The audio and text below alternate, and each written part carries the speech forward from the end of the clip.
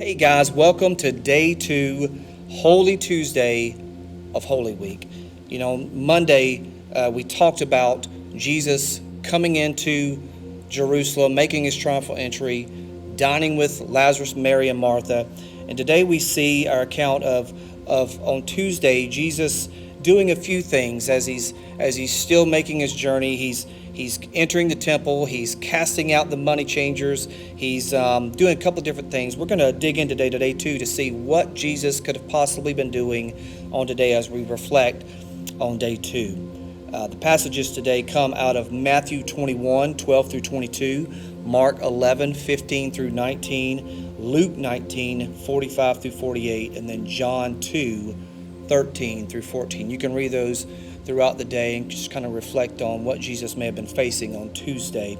The following morning, Jesus returned with his disciples to Jerusalem. Along the way, he cursed a fig tree. We read that account because it had failed to bear fruit. Some scholars believe this cursing of the fig tree represented God's judgment on the spiritually dead religious leaders of Israel. Others believe the symbolism extended to all believers, demonstrating that genuine faith is more than just outward religiosity, but it's a true living faith, and it must be a spiritual fruit in every person, in every believer's life.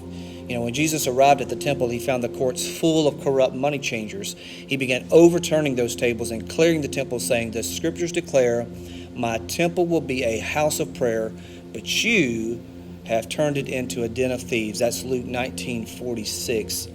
On the Monday evening, Jesus stayed in Bethany again, probably at the home of the friends Mary, Martha, and Lazarus. And it's interesting to when you kind of dig into that account of him turning the money tables over, you got to understand what was taking place and how that actually happened when they would come to bring sacrifice. People would travel from all over Jerusalem, from all outside of Jerusalem, to come back to celebrate Passover, and they would need to bring sacrifices that were spotless, that were blameless, that were out without blemish. And sometimes they would bring a lamb, they would bring a dove, they would bring what they had to worship and to make sacrifice.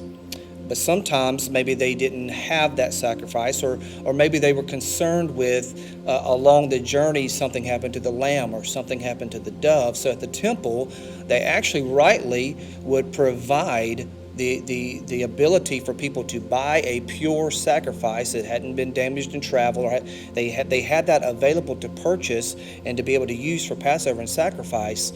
But what was happening is they were actually robbing the people. They were charging too much. They knew they kind of had a captive audience and people had to buy sacrifice, so they were robbing the people. And when Jesus came in, he saw this. He wasn't really upset about the fact that they were providing an option to purchase for sacrifice. It was the fact that they were robbing the people and charging too much. So he cast them out. He realized what was happening, and he cast them out, and he said, "You've made my house, which is supposed to be a house of prayer and worship, and you've made it a den of thieves." You also see account here, the Son of Man being lifted up in John 12, 20 through 36. Let's just read that real quick.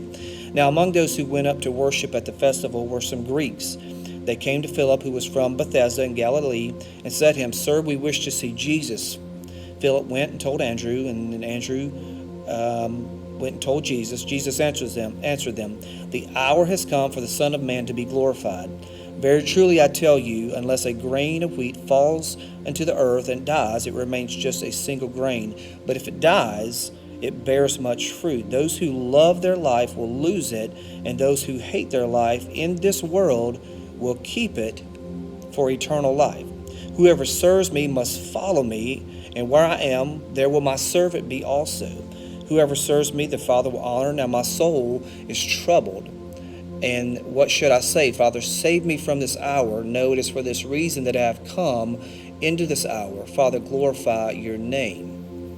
Now it's interesting to note there, Jesus is beginning to kind of unfold what he knows is coming. Remember, no one else really knows what is about to happen. The disciples aren't really clued in on the fact that Jesus is getting ready to go to death, to the crucifixion.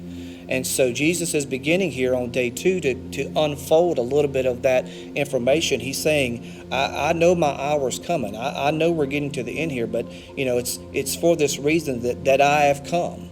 So, Father, I glorify your name. And it says, then a voice came from heaven, and it said this, it says, I have glorified it, and I will glorify it again. The crowd standing there heard it and said that it was thunder. Others said, an angel has spoken to him. And Jesus answered, this voice has come for your sake. I love this. So Jesus said, this voice has come for your sake, not for mine. Now is the judgment of this world. Now the ruler of this world will be driven out.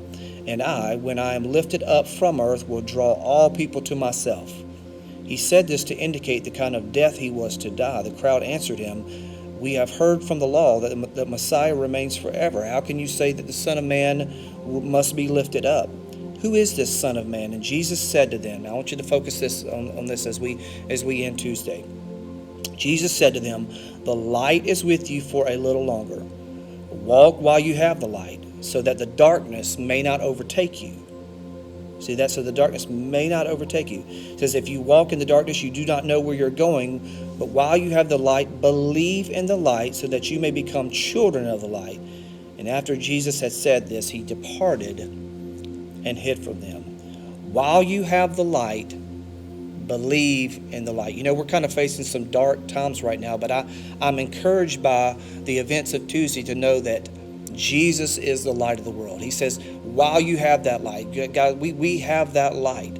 We have the light of the world. And so he encourages today, believe in the light. Believe in Jesus. Put your faith, your trust in him. So as we focus and think about the rest of Tuesday and Holy Tuesday, I just encourage you to read those passages, and we'll be back with you tomorrow. God bless you guys. Thanks for joining.